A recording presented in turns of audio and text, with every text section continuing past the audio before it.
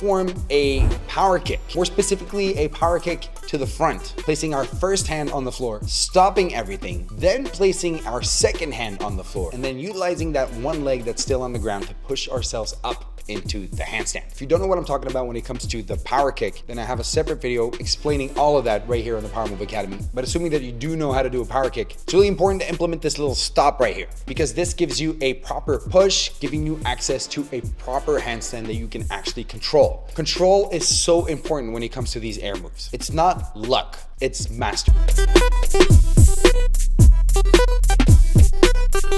Now, when performing these 2000s and these 90s, we usually spin in the bottom corner of our hand. Some people use wristbands or other things to help them glide over the floor. It's not always necessary, but that's something you'll have to figure out for yourself. Now, the most important thing right here is that we work on lifting those fingers off the floor. Yeah, really surprising a lot of people on how small that spinning surface actually is. But on the other hand, it does make sense. The more your fingers are going to stick against the floor, the more friction there's going to be, the harder it will be for you to properly spin in your 2000, especially if you want to hit high numbers or like extreme drills.